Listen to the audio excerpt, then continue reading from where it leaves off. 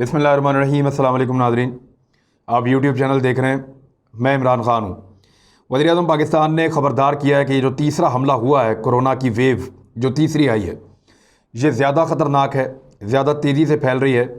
उन्होंने कन्फर्म किया कि जो लोग बरतानिया से आए, ये वहाँ से आई है।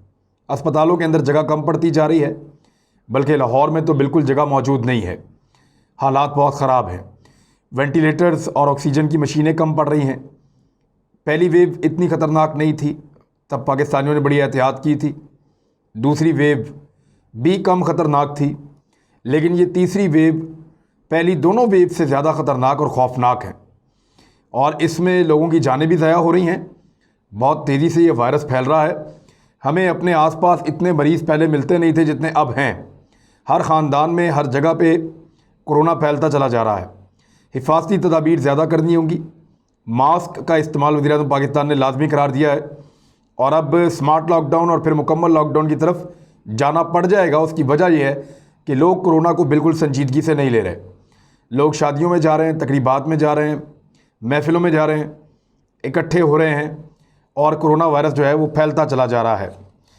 अब फैक्ट्रियाँ और बिज़नेस तो बंद करने का वज़ीर-ए-आज़म ने ऐलान नहीं किया, लेकिन अगर लोग बाज ना आए तो बहुत मुमकिन है कि ये सारी चीज़ें भी बंद करनी पड़ जाएं, क्योंकि इस दफ़ा डॉक्टर्स भी परेशान हैं, मेडिकल का अमला भी परेशान है, और दुनिया भर के अंदर जहाँ ये तीसरी वेव आई है वो तमाम लोग परेशान हैं कि ये क्या हो रहा है। बच्चे जो पहले महफूज थे इस वायरस से, अब उनके अंदर भी ये वायरस फैल रहा है और लगातार फैल रहा है। इस वायरस ने अपने आप को ज़्यादा ख़तरनाक बना लिया है। ये ज़्यादा तेज़ी से फैलना शुरू हो गया है, और ज़रा सी बदएहतियाती की वजह से ये आपके घर में दाखिल हो सकता है। Now we have to be careful. हमें ज़्यादा जो है वो मोहतात रहना पड़ेगा। और जिन लोगों को पहले वायरस हुआ है उनके ऊपर भी दोबारा अटैक कर रहा है, तो कोई अपने आप को ज़्यादा महफूज ना समझे। वैक्सीन के हवाले से इमरान खान साहब ने साफ कहा, और आप ये कहें कि उन्होंने हाथ ही खड़े कर दिए कि जनाब वैक्सीन तो मिल नहीं रही, दुनिया में शॉर्टेज हो गई है। जिन मुल्कों में या जिन जगहों से हमसे वादा किया गया था वो भी अब हमें वैक्सीन नहीं दे रहे, तो पाकिस्तान को वैक्सीन मिलने के भी इम्कानात कम हैं। अभी अगर बचना है तो सिर्फ एक ही तरीका है कि एहतियाती तदाबीर इख्तियार करके इस वेव को गुजार लें, फिर जो बीच में टाइम मिले उसमें वैक्सीन हासिल करने की कोशिश की जाए, चाहे जैसे भी हो उस वैक्सीन को लगाया जाए और जान छुड़ाई जाए। लेकिन ऐसा मुश्किल दिखाई देता है। पूरे रीजन के अंदर पाकिस्तान से पीछे वैक्सीन लगाने में दूसरा कोई मुल्क नहीं है। पाकिस्तान सबसे स्लो है। अफ्रीकी ममालिक से भी गया गुजरा हमारा वैक्सीन लगाने का सिस्टम है, और बड़ी पतली हालत है पाकिस्तान की। और वायरस जिस तेज़ी से फैल रहा है और जिस परसेंटेज के साथ आगे बढ़ रहा है, इतना तेज़ इससे पहले कभी नहीं था। पॉलिटिकल मामलात की तरफ आ जाते हैं।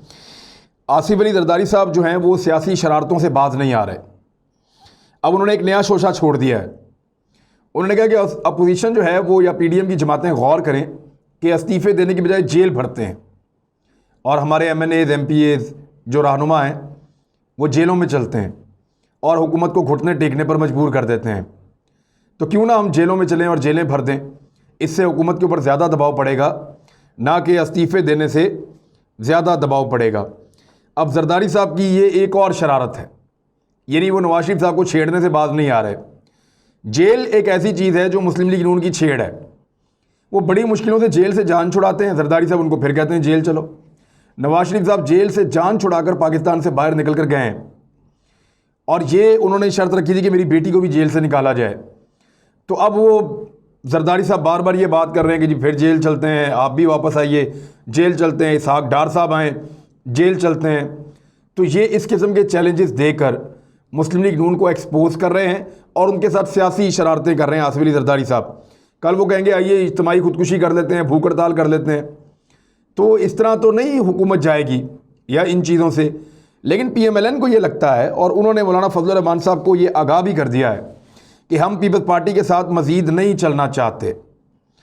हमने अगर पीपल्स पार्टी के साथ मज़ीद चले तो हमारी तहरीक को नुकसान पहुँचेगा। फजलुर रहमान साहब को ये पैगाम दिया गया है कि पीपल्स पार्टी इत्तेहाद, यानी जो पीडीएम का इत्तेहाद है, उससे उसको निकाल दिया जाए।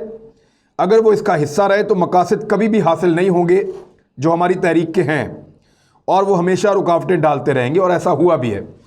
यानी पीडीएम की तहरीक बनती है, जरदारी साहब उसको डाउन ले जाते हैं, फिर बनती है, फिर उसको डाउन ले जाते हैं, कभी उनको इलेक्शनों में ले जाते हैं, कभी सेनेट के इलेक्शन में ले जाते हैं, कभी उनको जलसों जुलूसों में उलझा देते हैं, कभी लॉन्ग मार्च का टाइम आगे ले जाते हैं, कभी इस्तीफ़ों के ऊपर बाद में फ़ैसला करेंगे ले जाते हैं। तो जरदारी साहब ने इससे पहले, क्योंकि अभी उनको फ़ैसला करना है 5 तारीख को कराची में उनका एक इजलास हो रहा है 5 अप्रैल को, तो सीईसी की जो मीटिंग है, central executive committee People's Party की, उन्होंने ये फ़ैसला करना है कि कौमी असम्बली की नशिस्तों से इस्तीफ़े देने हैं या नहीं देने। तो जरदारी साहब ने उससे पहले ही फ़ैसला सुना दिया कि इस्तीफ़े देने से बेहतर ऑप्शन ये है कि हम जेलें भर दें, जिस पे पीएमएलएन ने कहा है कि ये तो हमें हमारे असल मकसद से हमेशा हटा देते हैं, तो इनके बगैर अब तहरीक चलाई जाएगी। जबकि पीपल्स पार्टी ने इसका भी जवाब दिया है। उन्होंने कहा कि आइंदा पीडीएम के इजलास में यूसुफ रज़ा गिलानी को बतौर अपोजिशन लीडर जो हमने नामजद किया है, उस पर अगर किसी को कोई तहफ़्फ़ुज़ात हैं मुस्लिम लीग नून समेत, तो वो अपने तहफ़्फ़ुज़ात पीडीएम के उस इजलास के अंदर पेश करें, हम उसका जवाब देंगे। अब सियासी जवाब देना तो बहुत आसान है कि जनाब जिस बंदे को सारी पीडीएम ने मिलकर, यानी पीपल्स पार्टी का जवाब बड़ा आसान है और उन्होंने बनाया हुआ है, मैं आपको बता भी देता हूँ सोर्सेज से।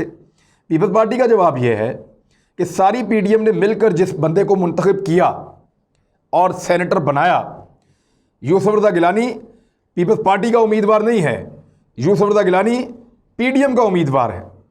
यूसुफ रज़ा गिलानी सारी जमातों का मुश्तरका उम्मीदवार है, यानी हमारी एएनपी का उम्मीदवार है, पीपल्स पार्टी का उम्मीदवार है, पीएमएलएन का उम्मीदवार है, और ये जेयूआई का उम्मीदवार है। सारी पॉलिटिकल पार्टीज़ का मुश्तरका, मैंगल साहब का, सबका एक मुश्तरका उम्मीदवार है यूसुफ रज़ा गिलानी। तो उससे बेहतर अपोजिशन लीडर सेनेट में कौन हो सकता था? अगर वो चेयरमैन बनता तो बहुत अच्छी बात थी, लेकिन बजाय इसके कि पीपल्स पार्टी अपना कोई बंदा या कोई और जमात अपना कोई बंदा लेकर आती, पीडीएम का उम्मीदवार यूसुफ रज़ा गिलानी मुश्तरका तौर पे जो हम सब ने उसको ला के मुंतखब किया था, वो बनना चाहिए था अपोजिशन लीडर। चेयरमैन सेनेट नहीं बन सका, लेकिन अपोजिशन लीडर्स को बनना चाहिए था। तो इसका पीएमएलएन के पास कोई जवाब होगा नहीं और सारी जमातें मान भी जाएंगी। पीडीएम की किसी भी जमात को, ये पीपल्स पार्टी ने कहा है कि पीडीएम की किसी भी जमात को, किसी दूसरी जमात को पीडीएम से निकालने का हक हासिल नहीं है। हाँ, ये तो हो सकता है कोई जमात चाहे कि जी मैं निकलना चाह रहा हूँ यहाँ से, तो वो खुद निकल जाए उस इत्तेहाद में से, लेकिन ये नहीं हो सकता किसी और जमात को उसमें से निकालने का बंदोबस्त किया जाए। इस बात का फैसला अक्सरियत करेगी। यानी अगर पीपल्स पार्टी निकली तो एएनपी भी गई, जमात इस्लामी भी उनके साथ होगी, दीगर कुछ और जमातें भी उनके साथ होंगी। तो मौलाना फजलुर रहमान साहब कमज़ोर हो जाएंगे पीपल्स पार्टी से अलग होकर, और उनके खिलाफ पहले ही उनकी पार्टी के अंदर मामला चल रहे हैं, आजकल बीमार हैं, अल्लाह ताला उनको सेहत अता फरमाए। और शहबाज शरीफ साहब की अगर ज़मानत हो जाती है कल के दिन, यानी आप ये जब वीलॉग सुन रहे हैं तो मंडे को कोशिश कर रहे हैं शहबाज शरीफ साहब ज़मानत लेने की, इम्कानात हैं कि उनको ज़मानत मिल जाए, क्योंकि इस वक्त लगता है ऐसी है कि उनको ज़मानत मिल जाएगी, क्योंकि आपको पता है यहाँ कैसे मामला चलते हैं पाकिस्तान में। तो हो सकता है उनको ज़मानत मिल जाए तो वो पार्टी पे अपनी पकड़ मजबूत करेंगे। और काफ़ी हद तक मुस्लिम लीग नून भी मरीम नवाज़ साहिबा के बयानिए से काफ़ी तंग है, और पीपल्स पार्टी की बी टीम बनकर जो मरीम नवाज़ साहिबा ने सारा कुछ किया है, उससे भी मुस्लिम लीग नून के लोग तंग हैं। तो शहबाज शरीफ साहब अगर आ गए तो एक तो उनकी वजह से ही परवेज़ इलाही साहब वज़ीर आला पंजाब नहीं बन पाए, उन्हीं की वजह से उस्मान बुज़दार के खिलाफ तहरीक अदम एतमाद नहीं आ पाई, क्योंकि जेल से उन्होंने पैगाम अपने बेटे हमजा शहबाज को दिया था, जिन्होंने जाके नवाज शरीफ साहब को कहा था। तो परवेज़ इलाही के रस्ते की रुकावट शहबाज शरीफ, उस्मान बुज़दार को तहरीक अदम एतमाद से बचाने वाले शहबाज शरीफ, और ना ही यूसुफ रज़ा गिलानी को चेयरमैन सेनेट बनने दिया, इसके पीछे भी शहबाज शरीफ साहब थे। अब ख्वाजा आसिफ साहब भी बाहर आने के लिए पर तोड़ रहे हैं, तो अगर ये लोग बाहर आ जाते हैं, मरीम नवाज़ साहिबा ऑटोमेटिकली कमज़ोर हो जाएंगी, और मरीम नवाज़ साहिबा की खामोशी जो है उसका फ़ायदा हुकूमत को होगा, पीपल्स पार्टी को भी होगा, क्योंकि पीपल्स पार्टी से वो खासा मायूस हुई हैं। पीपल्स पार्टी का उन्होंने मुकदमा लड़ा था अपनी, जब टॉप उनकी लीडरशिप आपस में बात कर रही थी, मरीम नवाज़ और हमजा शहबाज, शहबाज शरीफ साहब के बिहाफ पे, नवाज शरीफ साहब, इसहाक डार, जब ये चारों बैठे थे तो मरीम नवाज़ साहिबा ने पीपल्स पार्टी का मुकदमा लड़ा था कि वो हमें धोखा नहीं देंगे। तो इस पे उनको बड़ी शर्मिंदगी हुई है जब उन्होंने यूसुफ रज़ा गिलानी साहब के मामले में पीएमएलएन को धोखा दिया है। इसीलिए उनका इतना ज़्यादा रिएक्शन आ रहा है कि मैं अपनी पार्टी में, अपने ख़ानदान में आपके बारे में क्या राय बना रही थी और आपने क्या किया, और मेरे से आपने क्या कुछ करवा दिया। मज़ारों तक पे ले गए, नारे तक लगवा दिए, मेरे हस्बैंड को पीपल्स पार्टी की टोपी तक पहना दी, लेकिन इसके बावजूद हमने आपके साथ चलने की कोशिश की और आपने हमें धोखा दिया। तो मरीम नवाज़ साहबा जो हैं, उनकी खामोशी से PMLN के अंदर जो है वो शहबाज शरीफ साहब को ज़्यादा मौका मिल सकता है आने वाले वक्त में, और मरीम नवाज़ साहबा की गिरफ़्तारी के भी कभी इम्कानात हैं अगर उन्होंने अपना किबला दुरुस्त ना किया तो। मैं ये क्यों कह रहा हूँ, क्योंकि मेरा ये एक्सपीरियंस है। वो एक डील के नतीजे में बाहर है मरीम नवाज़ साहबा, नवाज शरीफ साहब भी एक डील के नतीजे में बाहर हैं। जब वो डील तोड़ने लगते हैं और ज़्यादा आगे बढ़ते हैं, इदारों के ख़िलाफ़ ऐलान जंग करते हैं, तो उनका पेच कस देते हैं, और जब वो वापस खामोश हो जाते हैं तो फिर उनको छोड़ दिया जाता है। एग्जैक्टली यही होता है, और अभी भी ऐसा ही लगता है कि दूसरी क़यादत मुतबादल लाई जा रही है, और PMLN good cop bad cop का जो एक गेम खेलती है वही गेम दोबारा खेलने वाली है। यहाँ शायद खान अब्बासी साहब का एक स्टेटमेंट बड़ा इंपॉर्टेंट है। उन्होंने कहा माजी में हर एक से गलती हुई, हमने सीखा है माजी से, हम सब सेलेक्टेड रहे हैं अपने अपने टाइम पे, और जो हमने किया उसकी हम माफ़ी मांग चुके हैं, तो बाकी सबको भी अब सीखना चाहिए। मगर मैं कुछ चीज़ें याद दिला दूं कि माफ़ी मांगने के बाद मियां नवाज शरीफ साहब ने मेमो गेट स्कैंडल में काला कोट पहना और पीपल्स पार्टी के खिलाफ साजिश की इस्टेब्लिशमेंट के साथ मिलकर। गिलानी साहब के खिलाफ जब वो वज़ीर आज़म थे, साजिश की इस्टेब्लिशमेंट के साथ मिलकर। जरदारी साहब से बयान दिलवाया फ़ौज के ख़िलाफ़, और फिर फ़ोन उठाना बंद कर दिया। जरदारी साहब को दुबई भागना पड़ा, ये भी माफ़ी मांगने के बाद किया, और अब दोबारा भी डील करके वो लंदन गए हैं। 2013 के इंतखाबात में सेलेक्ट हुए, और वो इस तरह सेलेक्ट हुए कि वो धांधली सारी दुनिया को पता है कैसे पंक्चर लगे और किस तरीके से सारा कुछ मैनेज किया गया।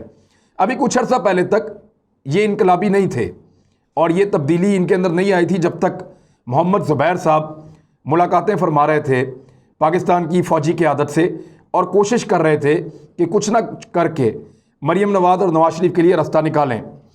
और इस बात की भी कोई गारंटी नहीं है कि आइंदा मुस्लिम लीग नून कभी सेलेक्ट नहीं होगी। यानी कभी ट्विटर पे ये बयानात बंद कर देते हैं, कभी ट्विटर बंद कर देते हैं, कभी बयानात बंद कर देते हैं, कभी हमलावर हो जाते हैं। अब अगर ये डील नहीं मांग रहे तो और क्या कर रहे हैं? यानी एक दिन कोई और स्टेटमेंट होता है, दूसरे दिन कोई और स्टेटमेंट होता है। ये भी तो बयान आप लोगों ने दिया था। मरीम नवाज़ साहबा ने एस्टेब्लिशमेंट से मुतालबा किया था कि इमरान खान को निकालें, ये मुतालबा किया था, ऑन रिकॉर्ड है। BBC को इंटरव्यू दे रहे थे वहाँ गिलगित बल्तिस्तान में।